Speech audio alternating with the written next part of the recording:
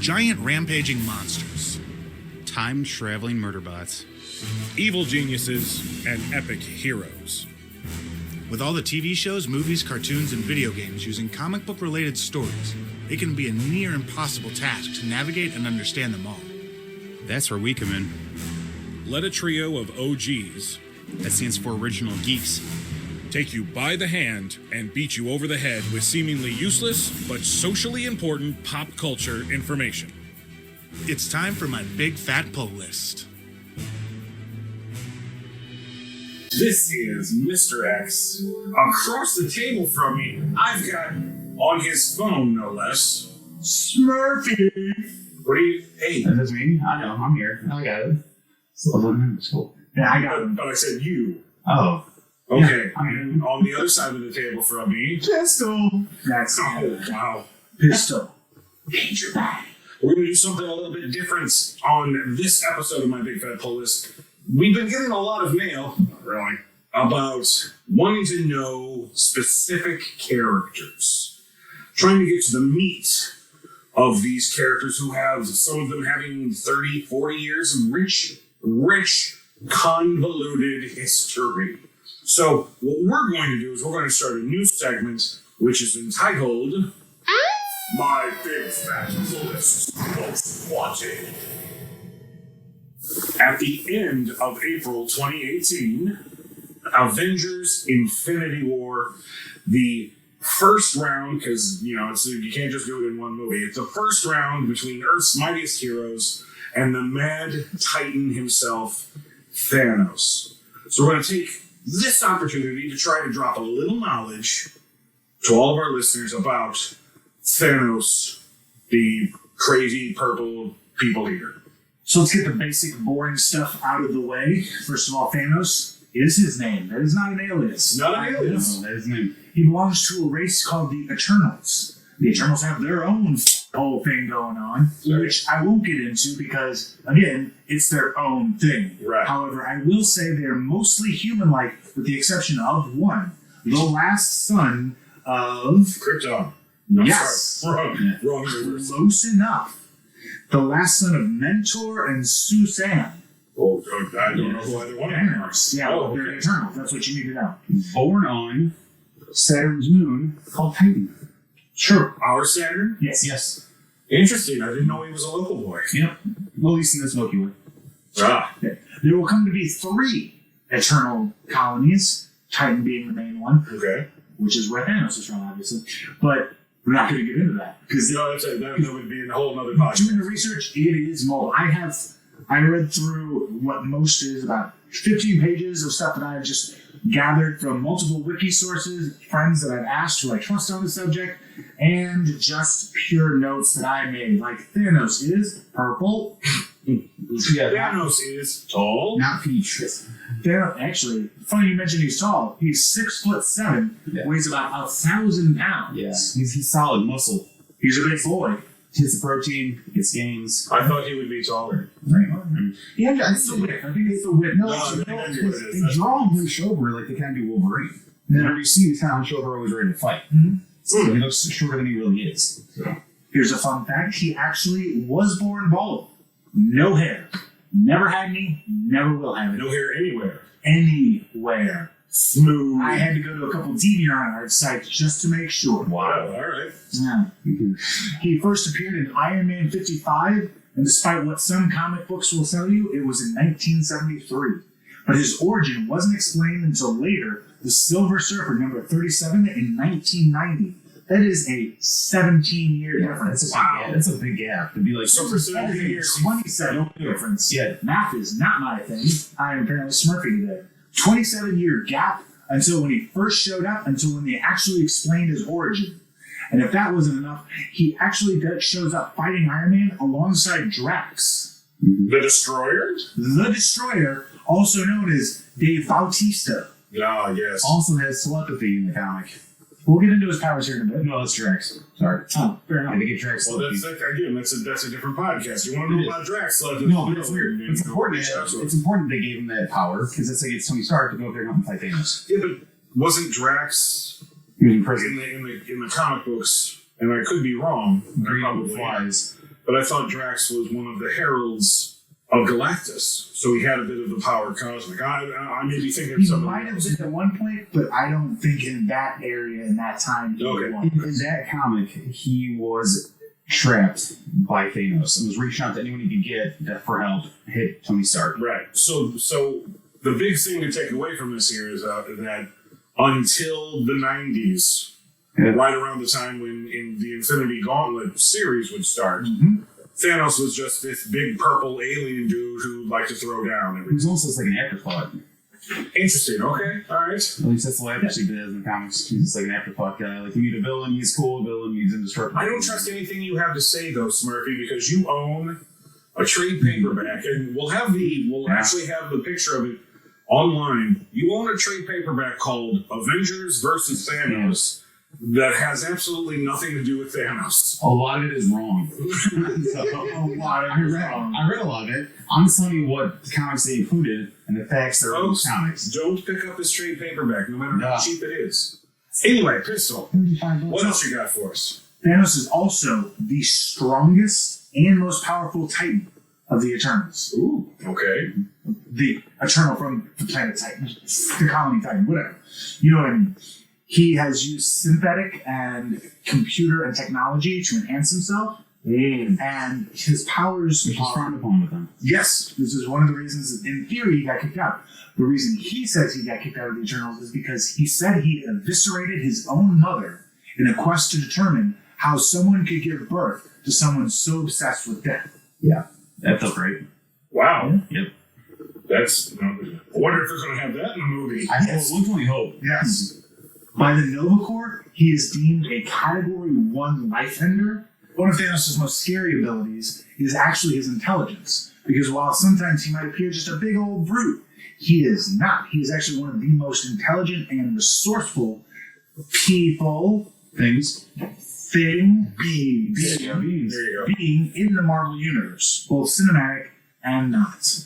I can believe it. He is incredibly strong, as you can guess by looking at him. Mm. Some say he has propulsive ability of flight because he doesn't originally have it, but he gains it later after dealing with Star-Lord and the Guardians. That's whatever. Okay. One of the other big things is he's nigh invulnerable and immortal, which is weird, but it's the both. So you can knock him unconscious, but you can't kill him. Well, that doesn't seem fair. Right. Thanos himself was banned by death herself from being able to die.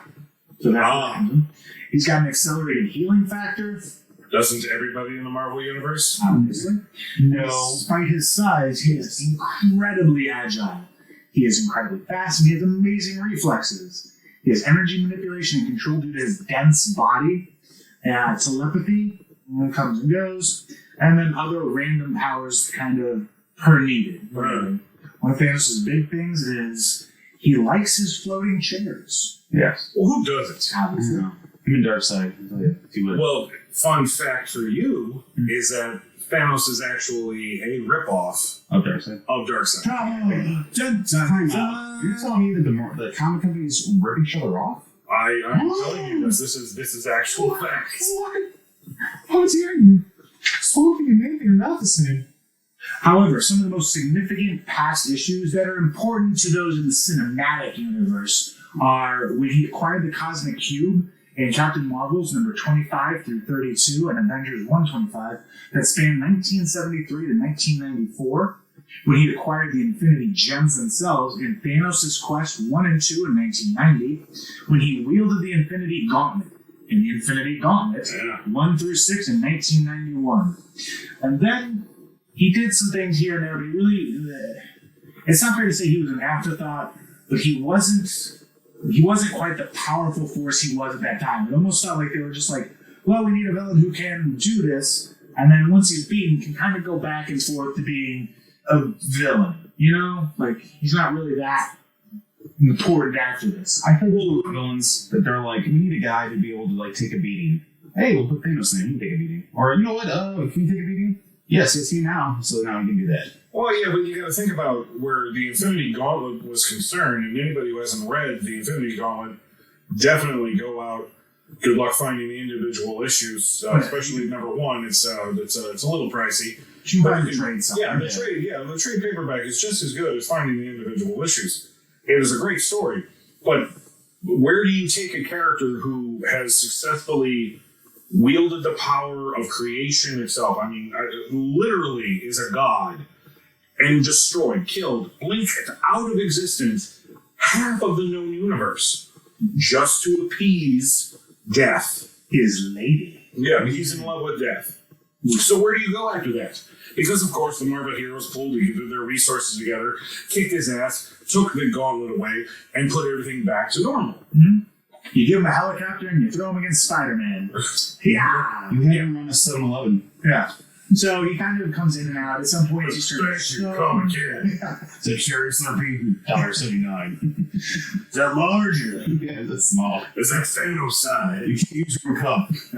Try to avenge your silly straws. They're silly, just like the Hulk. Alright. So he comes in and out. He's turned to stone at some bit. At some points, he kind of gets depowered. Totally loses his powers. Just goes into stasis for a bit. But every now and then he'll show up again until Annihilation Wave. Wow. Annihilation Wave. So I remember when this came out, it started off in 2006. The thing is that it wasn't just a short mini-series. This kind of kept on going for quite a while, because I know Annihilation had spin-offs and sequels. The story was so massive. From what I remember, it all kind of came about from, it's called Annihilation. The main bad guy was really Annihilus from the Negative Zone. Big scary looking bug guy, in case you didn't know. Big scary looking bug guy. Big Fantastic Four villain. Yeah. And evidently, from what I remember, because I'm going by memory here, I'm not looking anything up, Annihilus found a way through the Negative Zone to reach regular space. Yes. And he had the Annihilation Wave, and it was basically this giant wave of like locust creatures, his progeny or whatever. His dudes. Would basically just go through the universe and destroy things. I mean, just destroy it. Right. So this was Marvel's attempt to bring back interest in all of the cosmic level characters, like Super Strong. Right. Mm-hmm. Clark. Yeah, well, there you go. Like the Silver Surfer. Mm-hmm. And Nova, and this is Richard Rider Nova, not Sam Alexander. Most people today are more familiar with Sam Alexander. Because he's a kid. Well, he's a kid, but I think specifically because he's on the Spider-Man cartoon show that was on Disney XD for a while. Right. And he had one of the comic books recently where he met the Captain, which is a Next Wave thing, which is world-renowned. Everyone loves Next Wave. Everybody loves the Captain. Or maybe it's just me. I think it's, you know what, I picked up Next Wave. Who's good? The only reason why I picked up Next Wave is because it had... No. Oh. Because it had Tabitha Smith. Yes. Also known as Boom Boom or Meltdown. One of the former members of the New Mutants. She also held Cable's gun a lot. Yes.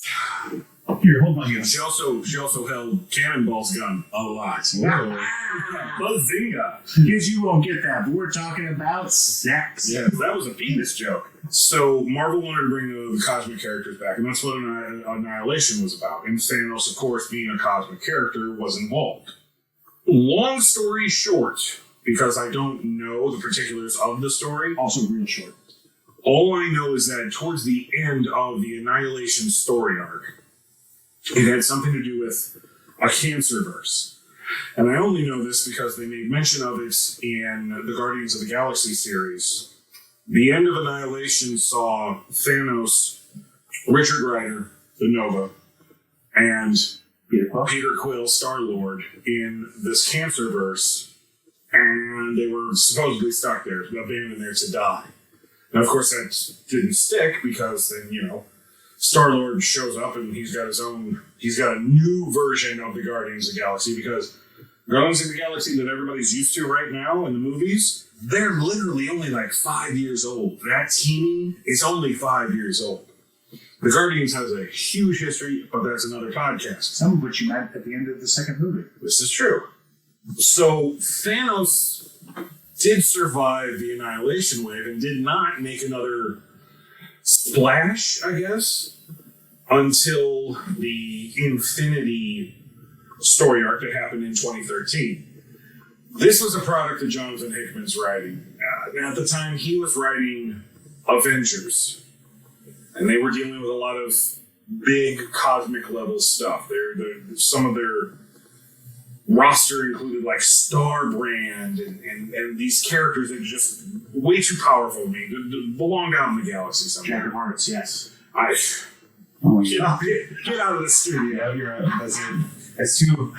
Now, at the same time, in New Avengers, the Illuminati were dealing with the incursions, and that's other Earths from the multiverse were crashing in on themselves. So they're dealing with that. The Super Avengers over in Hickman's Avengers are dealing with this race of beings that plan to destroy the Earth. It's real convoluted. Like, That space stuff does get that way though. A lot. It's because there's a lot. It's You're right. so big. It's so big. Now, while all this stuff is going on, the Earth is ripe for the picking. So Right. Thanos decides, hey, I'll take it. I'm taking it. yeah. Mine. Dibs. Brings in his Black Order. This is the very first time I do believe that we've ever been introduced to the Black Order, hanging out with Thanos. And they will be showing up in the movie coming out Yes. summer 2018. Bloody approximate midnight. So, and the big thing about that is, okay, here I am, I'm on Earth. I want my son, who's half inhuman. Thane, He goes up against Black Bolt King of the Inhumans. to try to stop Thanos. Black Bolt and his brother Maximus Mad blow up Adelan, releasing the Terrigen mists, which then sparks this whole almost 3-year back and forth bullshit between the X-Men and the Inhumans. Yada, yada, yada, yada. I'm not going to get into that. Needless to say, Thanos kind of goes down like a little bitch Little bitch. and is frozen in amber, and then joins the Avengers, doesn't join the Avengers, gets his own book. Now he's doing some stuff in space. I don't know. I'm not following it. I don't know anything about it. But if you are, Yes. Let us know, please.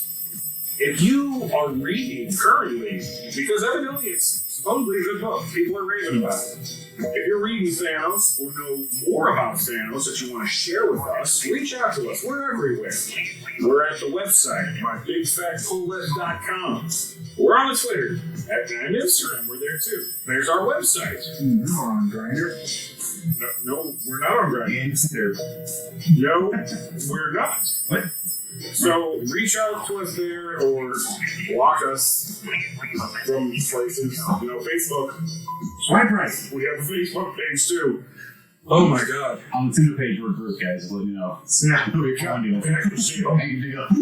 Hey, on. No, I'm actually agreeing into your wackiness. All right, we're done. So we hope that you enjoyed this episode of My Big Fat List Most Wanted.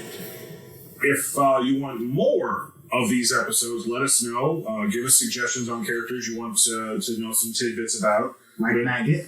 Like Maggot. Well, basically, if you're too lazy to look it up yourself, we'll do it for you. So until next time, I'm Mr. X. I'm Pistol Danger. I'm Smurfy.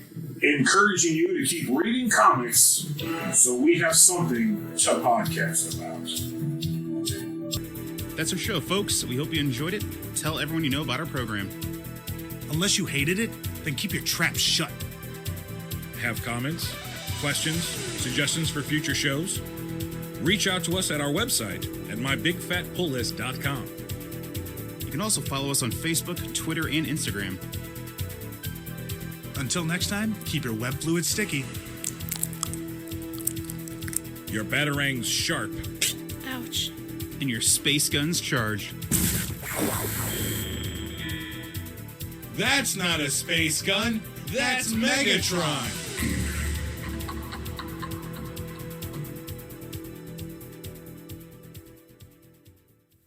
I will tell you though, death in female form, full. Bro, edit that out. No. No. People need to know. People must know.